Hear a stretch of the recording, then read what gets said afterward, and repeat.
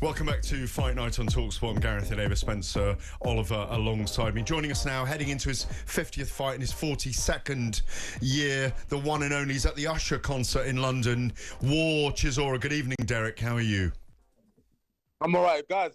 Spencer, Derek, and your friend, if you ever keep me waiting to come on air, we're going to have problems, especially with you, Gareth, when I see you. Because I'm at Usher concert. I'm having a good time, and I have to wait for an hour for you guys to put me on live. That's not cool. You can blame our producer, Ed, for that. It's his fault. He's kept you waiting. We've been waiting to speak to you. Listen, it's been a great week for you, Derek. People are pushing you forward for a world title now. Are you going to go out there and demand that you have this world title? You know, listen, the problem we're facing right now is that Frank looks after me and he looks after Daniel. So I don't know if it's going to be fair or not. Yeah. He needs an independent promoter. He needs an independent promoter Shalom. to get the world title shot. Well, there's a turn up for the books. Don't listen. Listen. Seen it all night. We were saying something earlier in here. If Parker and Dubois... I tell you what. Yeah, go on. No. 1 second. Let me finish this. Listen, I already said to Ben, I finished my career with Frank. You know, Ben is trying to get something for either Fabio or somebody because his channel is dying down. He's about to get fired in the next couple of months if he don't produce a blockbuster. So he's trying to save his job with my name. Could that be you and Alexander Usyk then? Because you've called him out as well. Listen, I don't want to call him. I'm not calling anybody out. I want my world title shot with Daniel at Wembley. I know I can sell out Wembley. I don't know what... Listen, I know Daniel pulled out the fight with Joseph Parker. He didn't come out and apologize. But you know what? He's learning. You know, he's a good fighter. You know, he's just learning his craft right now. So, you know, people give him a slack. He'll defend his title with me. Because I know Joseph Parker wants to fight for the WBO with Alexander Usyk. So, listen... I want that fight. Listen, Derek, the heavyweight landscape right now, there's so many big fights out there. You've earned your right, by the way, to be there. You're on a run of some good form. You're number 2 with the IBF, now being made mandatory challenger. If Dubois decides, or Alexander Usyk decides to go in against, let's say, Daniel Dubois, where does that leave yourself as in the next big name? Where are you looking to go if that fight doesn't materialise? Listen, if that fight happens, I'll just wait for my opportunity. Because either way, listen, we want good fights. We want good business. And right now, good business is me and Daniel. Yeah? And then Joseph Parker and Alexander Usyk. But Usyk and Daniel Dubois will not sell out Tottenham or Wembley. I know that for a fact. Do you believe that will sell out? No, not necessarily. So what you're saying is your next fight, if you have to be patient for it, will be a world title challenge. Especially now they made me say yes, 100%. So I went for it. Well, listen, are we going to let you get back to Usher? Do you need to get back to Usher and Mr. Ben Shalom, who's stolen his way into the box that you're in and trying to sign you up? No, first of all, let me say this before I come off air. Happy birthday to you, Spencer, for 50 years old. Thank you, You're my mate. brother. I love you so much. I've known you since I was a young man. And happy birthday to you, man. Enjoy yourself now, my friend. You only got 25 summers before you take the long net, my friend. So enjoy yourself. Thank you very much, brother. And listen, I will pop round for that. I think you said you had a Rolex there or something like that you had for me. So I want us both to have long hair and dreadlocks soon, yeah? Well, listen, my hair will be in dreadlocks soon. Hey, listen.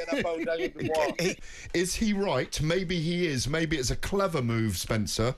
I will wait it out until a world title opportunity comes. Smart move. Genius move. You know, that's Derek Chisora has earned.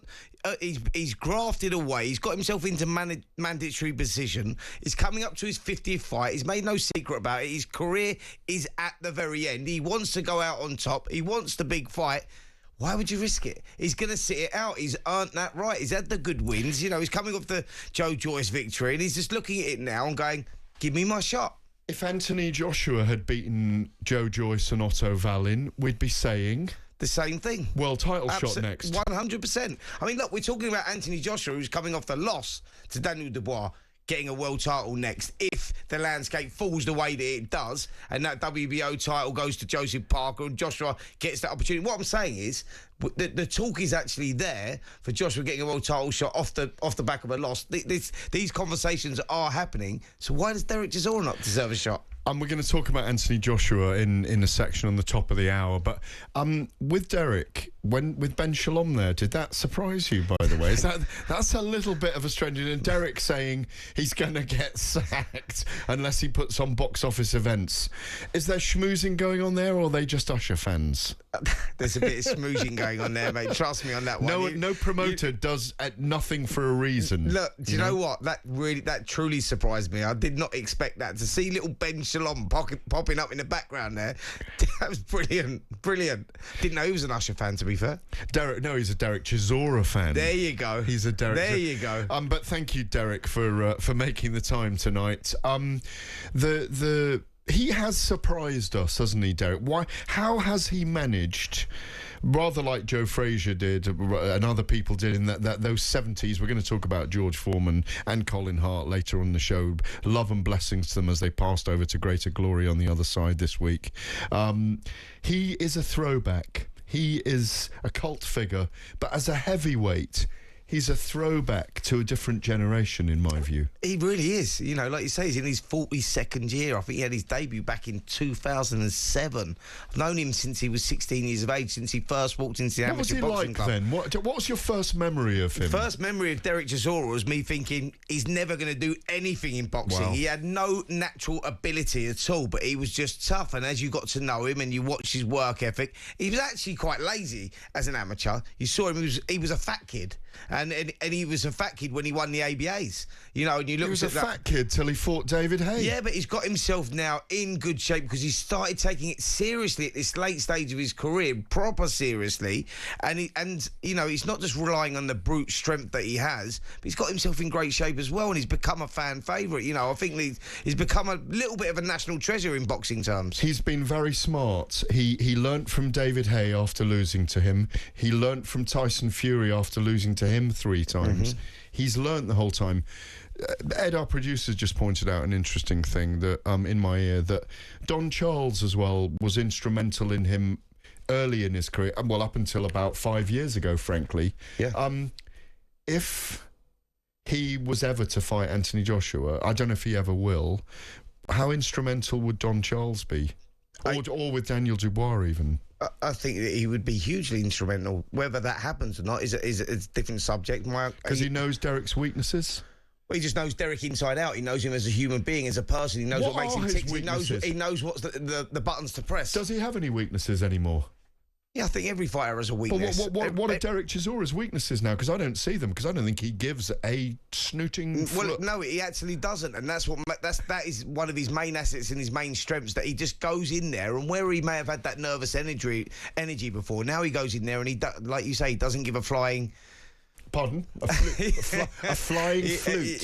Yeah, the flying flute. Exactly, yeah. So, all right, hold it there then. As we're getting to the expletives, let's go to the break and just relax a little bit. On AM, on DAB, via the talkSPORT app and on your smart speaker. talkSPORT.